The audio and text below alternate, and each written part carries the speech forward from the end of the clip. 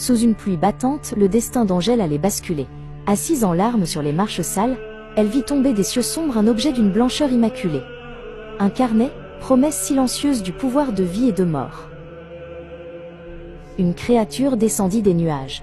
Ryuk, pas un démon noir, mais un ange blanc à la face démoniaque. Ses grandes ailes de plumes blanches se déployèrent. « Le Life Note est à toi », dit-il avec un sourire carnassier. Mais Angèle ne put jamais l'utiliser. La violence de son foyer l'emporta ce soir-là. Le carnet, désormais taché du sang de l'innocence, attendait son prochain propriétaire sur le plancher de bois. Tama le trouva dans une ruelle sombre. Un jeune voyou aux cheveux blonds décolorés, le cœur rempli de cupidité.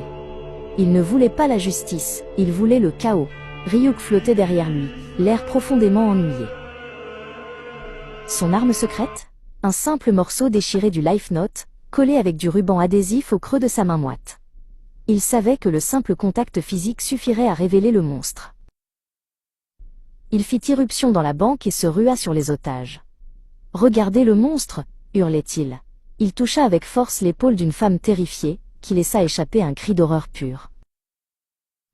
Dès qu'il les touchait, le morceau de papier leur révélait l'ange de la mort. La foule hurlait, voyant le dieu blanc flotter à travers le plafond, son rire dément résonnant dans leurs esprits. C'était la diversion parfaite. L'argent en main, Tama courut vers la sortie, un sourire triomphant aux lèvres. La panique générale lui offrait un chemin tout tracé vers la liberté et la richesse. Mais Tama avait oublié un détail crucial. Le vigile n'avait pas été touché. Pour lui, il n'y avait pas de monstre, juste un voleur. Une seule balle suffit à stopper net la folie.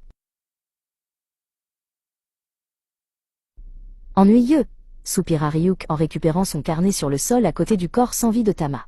Ce voleur était médiocre. Il lui fallait quelqu'un de plus, ambitieux. Il tourna le dos et s'envola dans la nuit.